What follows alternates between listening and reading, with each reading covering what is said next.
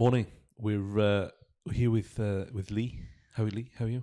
Very well, thanks. Good. And we're in your restaurant in Pontcanna, Cardiff. We're actually on scene live today. Yeah.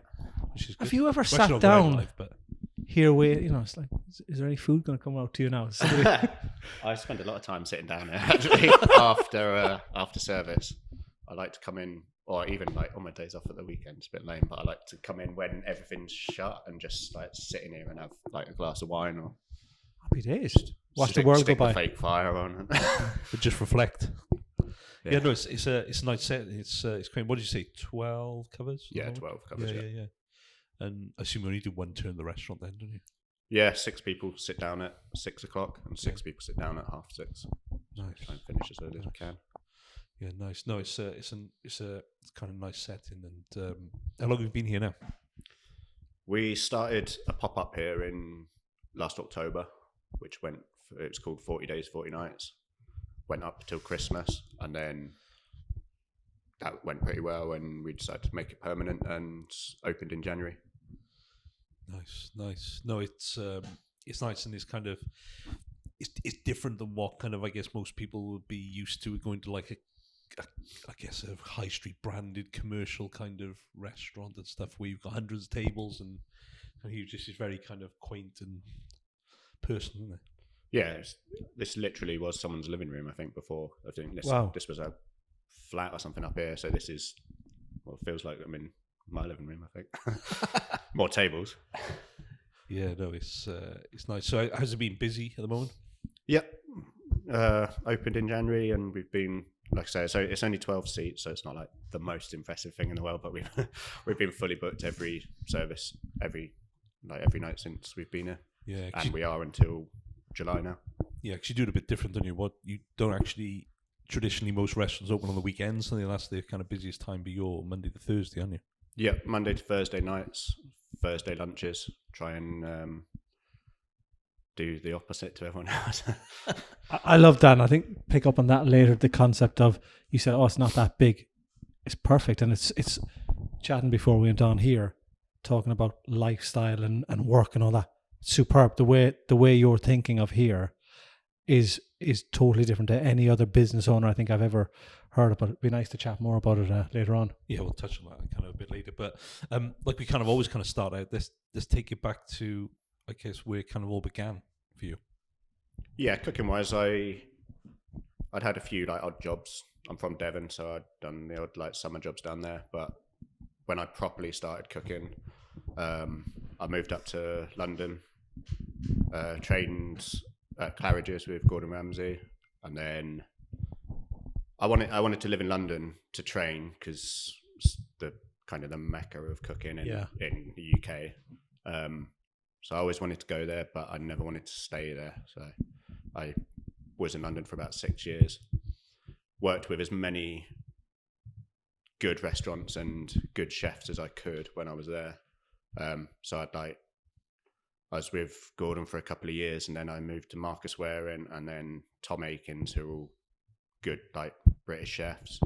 But in the in my spare time, I'd always be working for free in other restaurants. So I'd be at Claridge's, say Monday to Saturday, and then on Sunday I'd go work in the Ledbury, which is a 2 Michelin star restaurant. I'd work there for free, so I was just trying to get as much in as I could. Wow, just to get the experience and stuff. Yeah, and then by the time I finished up in London, I was head chef at a restaurant called Head and A, which was we were on a bit of a roll at the time. Had a Michelin star. We were in the world's best restaurants, and I had my first kid and walked out because they wouldn't let me have the day off. So I left that there. That was the last time I had a job. Wow. I don't know if they're related, those two things. Wow. How long ago was that? That was when my son's 7. So okay, wow. Just when he was born, yeah. Wouldn't let me literally wouldn't let me be off for the birth. Not that I'm like talking badly about them, but I wasn't in for that. Wow. It's just that industry though, I think, isn't it, as well? It's kind of... Yeah, well... I kind of assume it might have changed a bit now, but... We're trying to... only a small place, but we're trying to change it ourselves by like setting an example of the working week, what we tolerate here, and you know how we treat people, and we're a high end restaurant, I hope, but we're accessible to anyone, and like you come in here in your flip flops, it's fine. I do, but like we're trying to, you know, change a bit of the things that I didn't like when I was working for other people. That's good. You effectively building a bit of a different culture on you, because I don't know what it's like what the kind of restaurant trade was like in London, but I can imagine it was pretty cutthroat and long hours and it was very regimented. Yeah, it was hard. It was like 100 hours a week every week for 6 years before you did the freebie on a Sunday. Oh, no, including that. I don't think there is more hours than that. But it was like the best thing I ever did. I don't think back and think that was hard. I think I was so lucky to... Cooking's like one of those things or one of the only things I think where you can instantly work alongside your heroes. So like if you want to be a footballer, you can't just turn up and play with Gareth Bale. But if you cook, like I got a job in Gordon Ramsay when I didn't know anything, and I was working next to him. Like you get to work right physically with your heroes and the best people. How does that work then? If you, I don't know, when you say I didn't know much, what level of experience did you have, and how much, I don't know, stress is there attached to it, and are you learning something every single day from him, and it's just you're a sponge, you're soaking up stuff all the time on how to make the perfect food? When I started at Claridge's, I blagged my way in, and I got a job as sous chef, which is like quite high up, and I had no experience in like fine dining restaurants at all. I'd worked at the best place I'd ever worked was Jamie's Italian, and I wasn't very good there either, but I just went there and like worked for a day, and they just it's easy to get a job in any restaurant in the world. It's the most difficult thing in the world, keeping it. Okay. You can just get fired at any second. But the first 3 months I was there, I literally didn't speak to another person. I was just trying to learn. That's not an exaggeration. I did not speak to anybody else in the kitchen. Wow. I just was trying to learn everything I could and not get found out that I didn't know what I was doing. And I didn't get fired. But just that's a good effort. So you're working next to Gordon then, I guess, in the restaurant. Yeah, I mean he wasn't there every day. No. Like it was quite rare actually where I was actually with him. But then when I left to go to Marcus Wareing, he was literally all day every day in the kitchen. Really? I used to turn up for work at like 6:30 and be the first person there, or think I was the first person there, but Marcus was already there. So I'd always be the second person in every day after Marcus. And that was every day. He was always like, people think not all chefs are in their kitchens. I don't know what he's like now, but at the time when I was with him, he was all day, every day. Wow. If you've gone to those different people, is there different, do they do, let's say, basic things in a different way each, or is there a set routine, or do you learn different tricks, traits and all that from different chefs? Yeah, I think I've like picked up a little bit from everyone I've worked with. Like there's things I do now I'd get fired for if Gordon saw me, but it's what I think's right. And you can't like, just because someone does something away, like you've got to question stuff. Yeah. Like stuff that I did at Claridge's, if I did it at Marcus Wareing, I'd get fired. Okay. But I had to realise before I did it. And then stuff I do now, I think they were both wrong, but they're obviously like way higher, in the industry than I am. But there's things I do and I think I'm doing it better than they showed me. But yeah. Wow. It's because I'm a huge foodie and I kind of like the style of kind of food that you do and the taste stuff. But the biggest thing that amazes me, you might be able to shed some light on this, is that it is like an art, isn't it? Because it's putting those flavors together and getting them to kind of match and getting I'm just amazed what you kind of get at, what people get out of food. Yeah, it's I don't really know how I come up with my dishes because I don't like sit there and make things and pair different things together and taste them, and I just like think of a dish in my head and then I make it. And honestly, the majority of this doesn't sound very good for me, but like the majority of dishes we've ever done, I've never tried. Okay. And when they go out on, like, I'll have a dish and I'll be like, tell Lily who works here, I'll be like, this is new crab dish tonight. And she'll say, oh, how's it plated up? And I'll be like, I haven't plated it yet. You'll see when it comes out. And that's just, I just try not to, it's pretty laid back. Yeah. But I've tried, obviously I try every single bit of the dish, but I've never, there's a red mullet dish it's been on the menu since January because it's everyone's favourite basically. So it's been, what we're May now, so it's been on the menu for like 4 months, and I just tried it this week.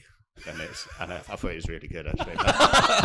But honestly, I hadn't tried it before that, but I did think it was alright. It's kind of like, oh, that's cool. Yeah, because like it kind of, it just amazed me. Like Christ, I've experimented with food over the years, and I can never get certain flavors to kind of work. But then, there is actually, I've been to somewhere quite locally to here which is doing that, and they just haven't got the mixture of flavors right. And it's just like, to me, it's a bit of a car crash on a plate. Really? Yeah. Is it the same then when you're saying I'm doing this and do that?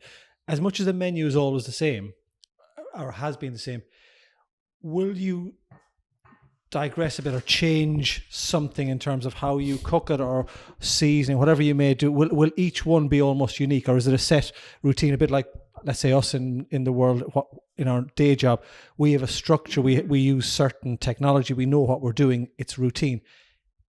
Is there an allowance for a variance in your routine that not every dish will be exactly the same almost? Yeah. The menu's like at least 6 courses. Yeah. And there can be times when there'll be 2 tables in here and they might have 3 dishes that are 3 courses that are the same, but the others might be different. So it just depends what we're up to. There's no menu printed, and there's no one knows the menu before they come. And the menu can change every day. Like, it doesn't the whole thing change, but some dishes will change day to day. And I'm not, with like the variables, like kitchen wise and technology wise, I'm not someone that uses like water baths or precise temperatures to do stuff. I just do everything by feel, and I don't time anything. So if I'm cooking a bit of lamb, I'll just stick it in the oven and see how. That's a skill in itself, because you're not set to a regimental routine. You're doing it on the fly, and you kind of go, that's ready, that's done, that's... Yes, it's just, I don't know, it's just what I've kind of grown into over the years, where like I would get fired if I didn't use a stopwatch at Tom Aikens, or do something to the correct temperature. But but you're your own boss now. You can do what you want. So yeah, I don't know. It's just, I just want to be chilled out. Yeah, because I look at that, like you see some of these behind the scene, you're looking at, they are literally timing everything, or the temperature's got to be exactly that, and you're like, wow, that is stressful in its own, because if you've gone over on the temperature, you've effectively ruined that dish, haven't you? If you're doing everything to the set temperature and times and all that. Yeah, it's easy to like mess up a bit of fish, especially, but like the red mullet, I must have cooked like 1,000 of them now. So if I'm messing it up now, then I shouldn't be cooking red mullet. But yeah, what's the basis of your food style? It's quite heavy on seafood. Very simple dishes. Like, I'll never have like loads and loads of ingredients. I'm not trying to be like do anything crazy. I'm just classic French cooking, British produce, and mainly seafood. There is meat on the menu, but yeah, mainly like, I'm from down southwest, so yeah, a lot of that. Yeah. With all of this, bringing this now, you said earlier on about it's only opened Monday to Thursday. Talk about what is the motivation behind doing Monday to Thursday? What gets you out of bed in the morning to motivate you? Family. Like, people have obviously said to me for years, like, oh, get your own place. And I've wanted to, but I've only really just had the opportunity to do that. But I always said I would never open anywhere unless it's on my terms, like completely on my terms. And I'm been lucky here that I was able to, as soon as we opened, say we're only doing Monday to Thursdays, and that's never going to change. And yeah, so every weekend we have a long weekend. We cram in the hours, like Monday to Thursday. I'll do like 70 hours or whatever, but it doesn't matter how many hours you're doing when you've got like family to look forward to at the end of the week, and know that when I'm not here, I give my 100% of myself to them. I don't think about work, and don't look at my phone. Don't care about work. So yeah, my kids mainly motivation. Yeah, that's massive though, isn't it? Because I think everyone kind of strives to do that, but we're always stuck in that kind of rat race, and we're always like, say, you can leave your phone because you're not going to be getting emails from staff, or I guess maybe so you might get some from suppliers and stuff like that. But I guess generally you can just switch off for that weekend, can't you? Yeah, literally. Like, I'm really into my career, and I want to do my best, and I want to be the best cook that I can. But I really don't care that much about my job either. So like, I don't mean that in a bad way. I just mean it's never. If I stop cooking tomorrow, I won't ever think about it again. I won't care. Like, the only thing I care about is my kids and that time with them, and like everyone. I don't want to be like number one in the restaurant rankings. I want to be like number one in my son's life. I want to like just have that time, and I'm never gonna like, work's never gonna get in on that. Like, never gonna affect it. That's massive, because take away this industry, which predominantly is almost weekends, or even people that are working in the city or whatever it may be, Monday to Friday, are probably still missing out on their children's lives and growing up and spending time with them, watching them take part in activities or whatever on the weekends. And you're running a successful business in an industry which almost does the exact opposite of, does maybe Wednesday to Sunday or Thursday, Sunday, and you go, no, I'm going the opposite. I'm going to put my family first. I'm going to work out what's really important to me in life, base everything around them, and then base my work around them. I don't know anyone else, never mind just in this industry, that does that. It's phenomenal. It's superb.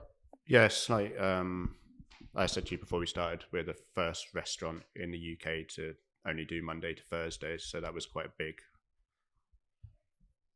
statement, I guess, about what's important to me. Absolutely. But yeah, we've been open a few months, like I said, and I was just talking to Lily last week, who's the manager, and we had a lot going on recently, and like, overwhelmed a bit with work and media and stuff like that. And I was like, do you know what?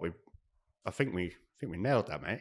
Like, it's been a few months now. I think everyone forgets that we did that, and we only open Monday to Thursday, and like, now we can look back and be like, yeah, we did that. It didn't go tits up. It went like, we're fully booked, so we changed it. So yeah, it's a good feeling. and I think that's the big thing, and it's probably what most restaurateurs are scared of, is actually doing what you've done, because you're going against the norm, aren't you? And yes, like the norm is effectively probably 6 days a week rather than 7, because most people don't really do a Sunday, do they, these days? But I think that's testament to you. But I think you did say as well, didn't you, it isn't just for your kids, but like there's something with Lily as well. Didn't she have a gig to go to or something else, so you closed? Yeah, we look ahead at the coming month before we put reservations on sale online, and so like in May, well, we've got a calendar in the kitchen, and half of it says Lily off on it. She's got a holiday, or like, but in May she had a gig on a Tuesday night, so we shut, and then I was like, oh, it was really nice being off that day, like just work Monday, off Tuesday, work 2 more days, and then off for the weekend. So I just carried that on through all of May, and we just had like a bit of a rest month this month. Still worked, still like, put in the effort, but had a bit of a break. Does it give you the, I'm not saying the motivation, but maybe in other jobs you can get really drained quickly and lose your passion that. But if you're doing it like this and everything is built around life and you personally, does this still, it's not seen as a job. You can come in, you can give it your all. I know you said you do come in, you perform as well, but you almost feel re-energized. If I'm going to have a Tuesday off, great, I can go back in and you're giving it all as you would anyways, but you can kind of dictate how you want to do life. And you just give it all that time. You're almost refreshed. If I need next Tuesday off, Lily's off, let's have it off next month. It just seems you can base everything around you and how you're feeling, and if you need to go on holidays and all of that sort of stuff, whereas most places can't. Yeah, it's like the same, like I said about giving all of me to my kids. Yeah. How we do all that, it I don't know how to word it, but it's like I give 100% to my family, and I also give 100% to my career as well, because they're completely separate, and I don't go home at the end of a long day tired to my kids. Like, my kids come to mine and I'm refreshed, and like they've got me the whole time. And then I come here today, I'll work till Thursday, and I'll give it everything, and I'll leave everything and work. That's because it's there's a balance where most people in any sector of industry or wherever they're working don't seem to have a balance. They're striving to earn as much money as possible, but they don't understand why they're earning it to the detriment of their own personal life. So there's the imbalance between home and personal and work, whereas you seem to have it absolutely nailed. Yeah, I think I do it all right, but I think for the first time for me anyway in my life, I'm balanced, but I'm on 100 on both of those things. Yeah. So it's not like I'm doing both things to 80% of my potential. Like, I'm being the best dad I possibly can and cooking as well as I can, and I'm putting everything into those things, but then each thing calms me from the other thing as well. Yes. So they're feeding off of each other as well. And with I think there's a lot of, I don't know, but I think there's a lot of restaurateurs that can't find that balance because they're too worried about money. Yeah. And they're probably richer than I am, but they don't have, they're not fulfilled. Like, I don't mean that sounds stupid, but like, I've got everything that I could want. And also, like, I've found by doing that, like, we make much more money now as well than I did when I was working 100 hours a week and like working my ass off and not seeing my kids. Like, I think being more motivated and happier and putting everything in for 4 days a week has resulted in like we're doing better financially than ever in my life. Yeah, I think it's brilliant because you're effectively preventing burnout, really, aren't you? Because it's on your terms now, isn't it? Yeah. Whereby, like, say, if you were doing 100 hours across the whole week, then trying to squeeze family time in, which becomes stressful because you wouldn't be able to. Because if you were open on the weekend, you wouldn't be able to do the family time stuff. But you can just hammer it for those 4 days, and then you've literally got your time to yourself on the weekend. So you balance it perfectly in that way, which I think is a huge testament, really. And I can imagine most people in the world are striving to try and do that. Yeah, it's easy to do. Like, all I had to do was work my ass off for 10 years, so put myself in that position to be able to do it. Yeah.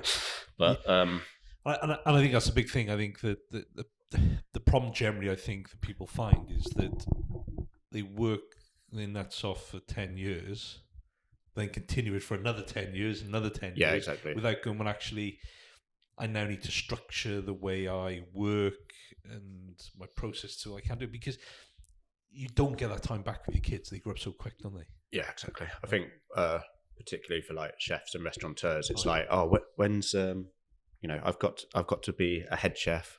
Now I'm there, I've got to open my own place. Oh, I need to open the laid back bistro now, or the next, always the next one. And I people ask me about doing another restaurant all the time, and I'm like, I've literally got everything that I want in life. I don't want another restaurant. Like, what would it would take me away from this restaurant, and I want this to be the best restaurant, not like one of a collection.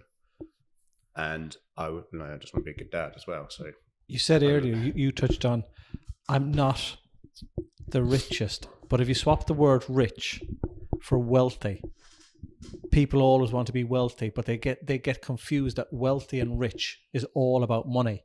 Yeah. And you can have, a wealth of knowledge. Wealth isn't just associated with money, and it's health, happiness, and wealth.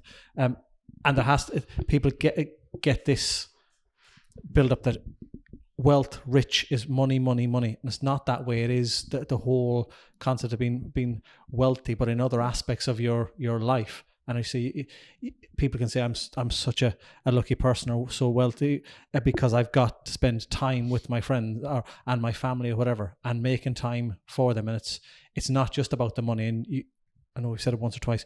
You seem to have nailed that perfect balance of giving it 100 to both areas, where some people, or a lot of people we know and that we hear about, will try and give it for both, will have an imbalance. And at some stage, something will crack, either family life or business life. So you seem to have absolutely nailed the wealthy side of it all. Yeah, I hope so. So what do you do summer holidays? What? Yeah. So I have my kids for a lot of the school holidays. They're both in school at the moment. And then whenever I have them, whether that's for weekends that they're with me or the holidays, we shut the restaurant. Lily gets loads of nice holidays as well. So you effectively, you just look at the calendar year and virtually plan ahead, I guess, roughly what your service is going to be then, I guess. Yeah. The idea. Yeah. There's I'd never work a day where I could spend it with my kids. So I think we're going to shut for most of August here and just have family summer. Well, that's amazing. And then back to it in September and... Yeah, and back to it 100% and refreshed and healthy and cooking well because I'm not knackered. Yeah, well, hopefully. And that's kind of it, because if you were trying to juggle it all and doing full weeks of and weekends and trying to juggle kids as well, it'll just burn you out, wouldn't it? And I think that's why people then do get the point where I'm over cooking. I'm not doing this anymore. You go do something else. Yeah, or even worse. Well, as a cook, worse. They get to the point where their name's on the restaurant, but they don't cook anything because they leave it to other people because they're not interested anymore.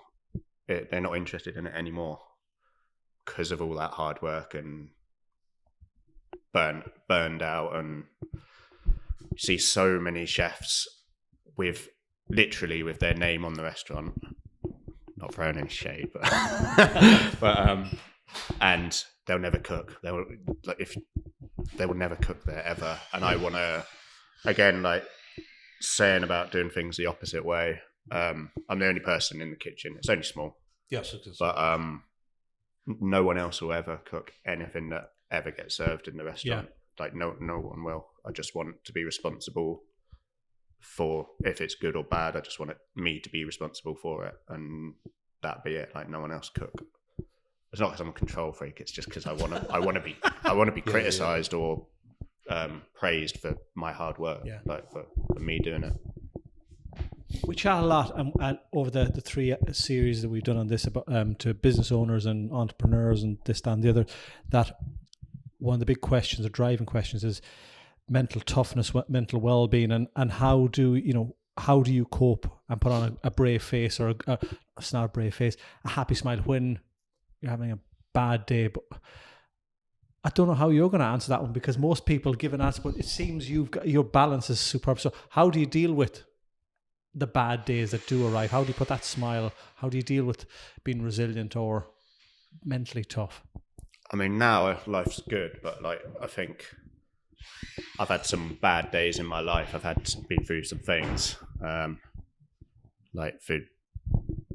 For years before I opened Cora, the restaurant, I hadn't worked for 4 years because I'd been injured and struggling, and I got run over and I didn't work for 4 years. And then just going through some things. So I managed to come back from that to, obviously it was during the pandemic as well. So if I can go off on a little one. So I moved up to Cardiff in 2020, just before the pandemic, because my kids had moved here with their mum. and I lived in the worst place you can imagine, like a bed sit with no heating and rats, and just because I wanted to be near my kids, and it took me months to get that like time with them, like through courts and everything.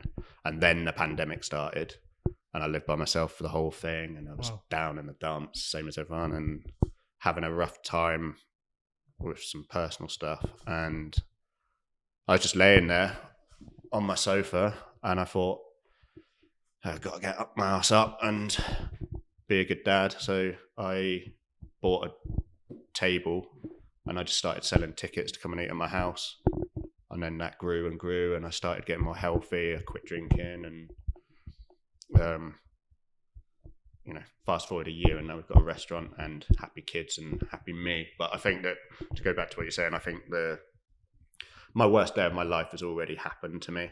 So whenever stuff gets stressed, well, I hope it has, but like whenever stuff gets hard here, and it does, even though we have a long weekend every week, it's still hard. Like we had a week a few weeks ago where it just went crazy with like attention from media, and it was just literally 7:00 in the morning. My phone would start ringing, and it would ring till midnight for the whole week, and there was like reporters barging in here and people giving me abuse online, and it was the hardest week of my working life. Even now that we're got all these good hours and stuff, that was honestly the hardest week of my life.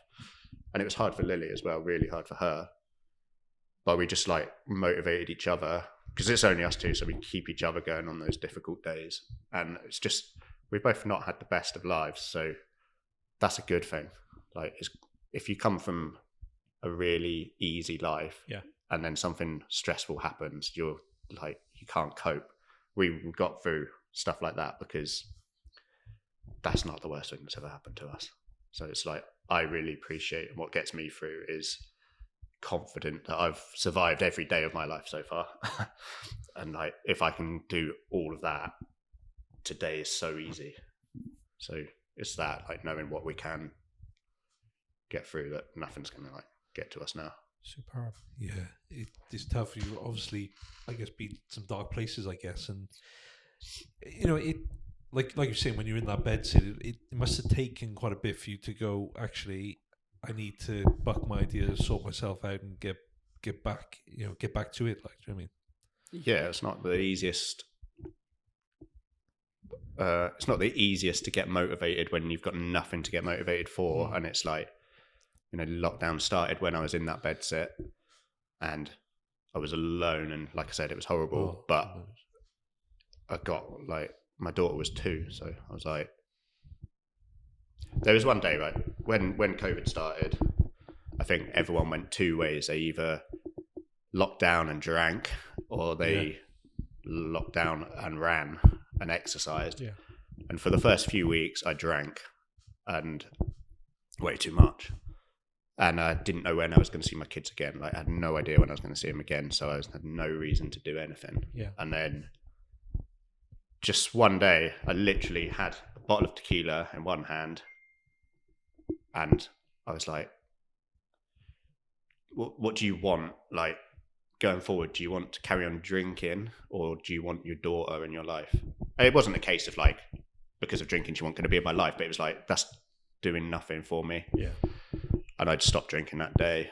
Wow. Started running. I literally ran 100 meters, and I was done.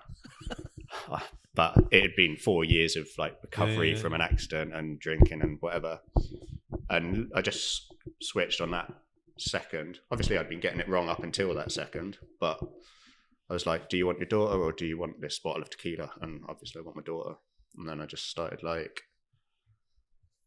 running every day, and then that clears my head, and started getting my brain back on track, started working again. And by I got my kids back, went to court, got my kids back, became a good dad. Super. And then I was running like 80 miles a week during the pandemic. I couldn't do that now, but just got off my ass. Yeah, and I mean that's superb to be able to kind of do that, because it's so easy just to have kept going and spiraling. It could have been, couldn't it? Yeah, I don't think I could have got much worse, to be honest. It was like lowest point, but it's the opposite to how I am now. So it's Yeah. better to like. But you can always think back to that, can't you, and say, well, like you said, if this is crap now, I can remember what really crap was. Yeah, and I always like I said, like when Lily struggles, which everyone does, I always say to her, like the difficult days are the best days. Like you just haven't realised. You just in a year you'll think the hard days are the best days.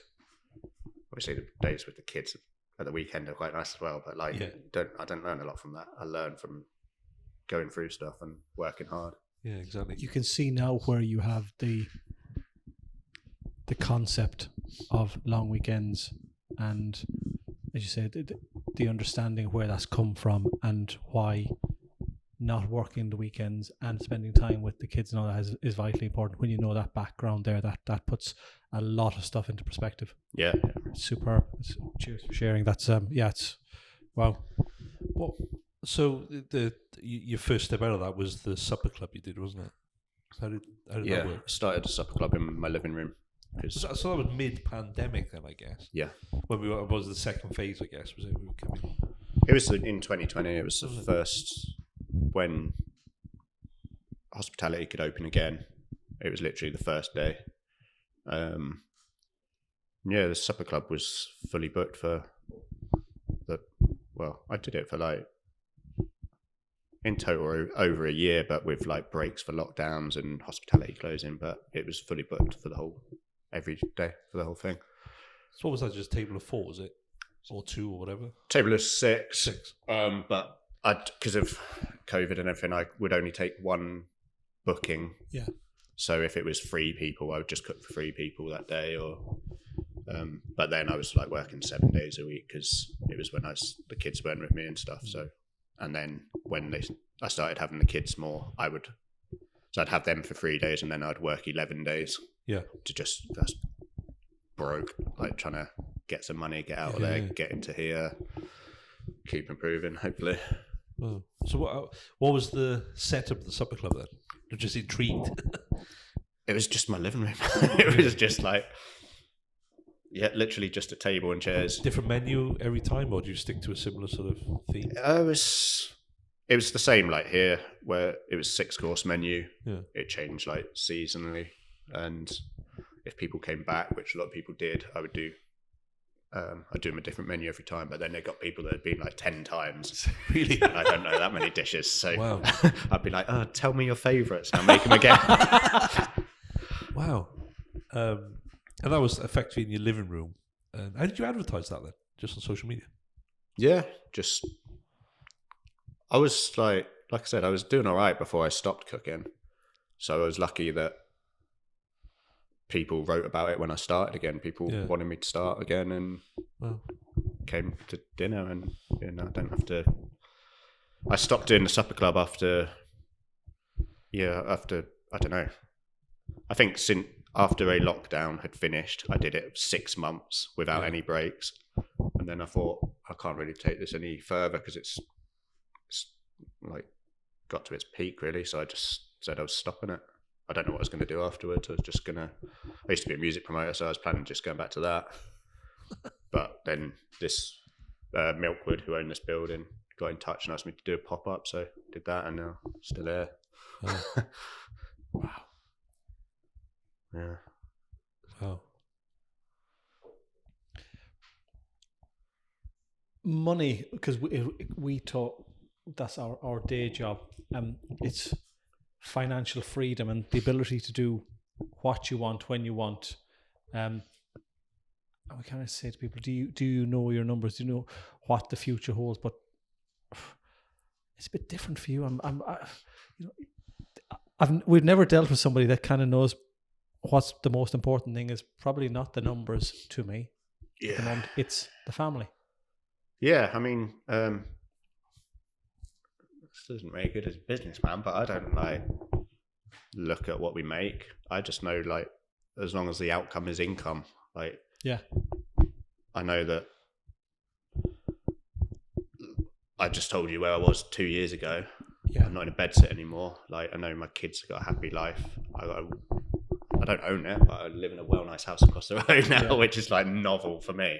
I can't believe this. Like, I'm not motivated by money at all, but I'm like, feel like I'm an imposter in my life at the moment because that side of things is really good, and it's all a bit weird, like looking around at all the space in my house, and like I can afford new clothes and stuff, and not like I'm not loaded, but I'm not in a bed set anymore, and I don't need to look at my accounts or anything. So I'm free. Like, I'm as free as I want to be already. So I'm not thinking like how I'm going to make more next year.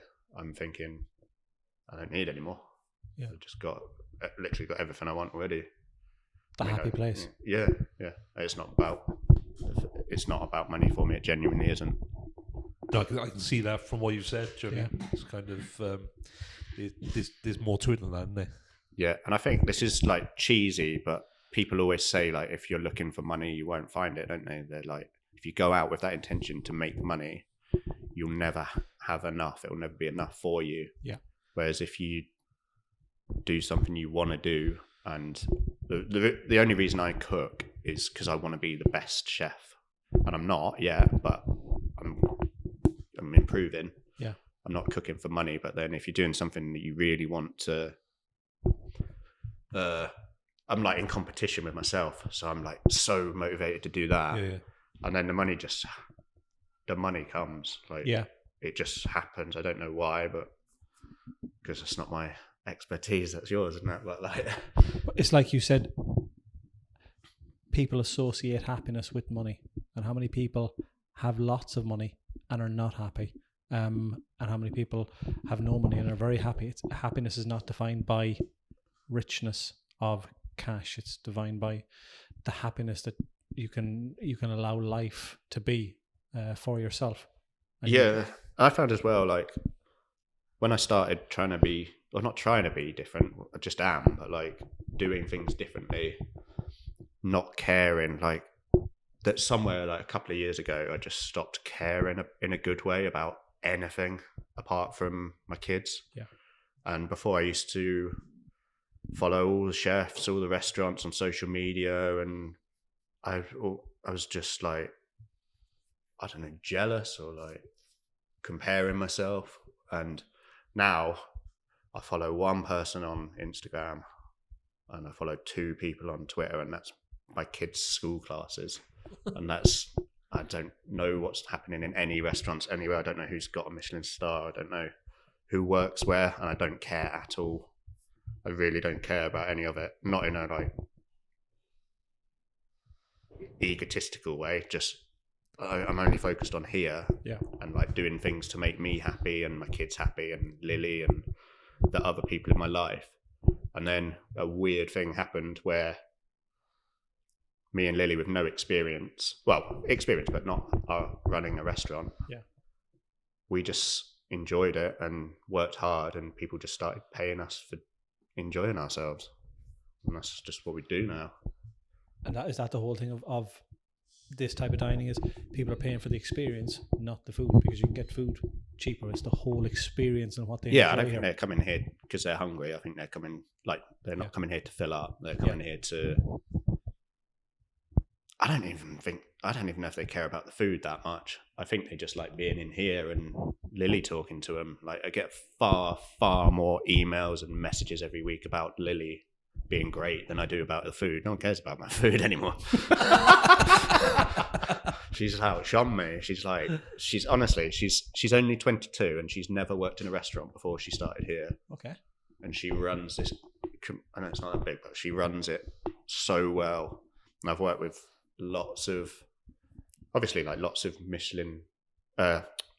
maitre d's in Michelin star restaurants. I've seen hundreds and hundreds of waiters and managers. I'm not saying this because she works here, but I swear she's the best at that I've ever seen anywhere, and at 22 as well.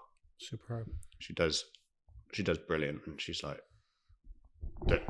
the reason why it's successful here is because of that, because she's got that attitude. So. I'm sure something got to do with the food as well. A small part Honestly, has to be the I food. don't know. I don't think people care anymore. They really don't.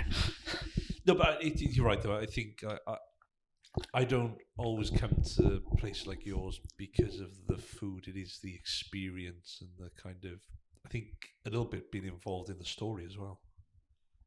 Yeah, there's people that come here now and they've been down in my flat. I used to live down the bay at the supper club, so they've been there. They've been like, I don't know, 5 times there, and they've been to a pop up here that we did when there was no heating and the lights kept tripping, and so it was like a basic thing. And then they're here, they come now, and they're still regulars in the restaurant, and then they've seen the whole thing of like they saw where I was back then, and it's people like the story. It's a good, it's been a bit wild the last couple of years, but isn't that part of the fun of the story? Yeah, it wasn't that fun when I was doing it. No, I can imagine. But it's good to look back. It's good. It's going to make a good cookbook one day with stories. Yeah, exactly. So I guess we always kind of finish up with what's next for you, for Cora. Try and get good enough at cooking that I can take some more seats out of this room and cook for less people. I just want to be the best chef. Like, that's it. I just want to be the best at what I'm doing. I've got a long way to go, but I'm going I'm going the right direction. Yeah. Aside from that, I just want my kids to be happy, stay happy. I want Lily to be happy. There's not much else I'm aiming for, to be honest. I'm happy with what I got. Yeah. I just want to be better at cooking. It's good enough for us. That's brilliant. Like, you happy? Am I happy? Yeah. I'm very. It's priceless. Happy. Yeah. That's you can't put a price on that. No. I'm content as well. Just content. That's huge. People strive for that. Very rich people and can never find it. And to be able to find it, it just proves that money is not the be all and end all. There's more important things in life than that. And happiness and health of family and friends is probably up there on the top. And if you have all of them, then it's a great starting point. Exactly. Yeah. Superb. Watch this space. Thank you very much for today. Really enlightening here, and the backstory and not knowing that and knowing where we've come from now is superb. So best of luck with it all. Thank you very much.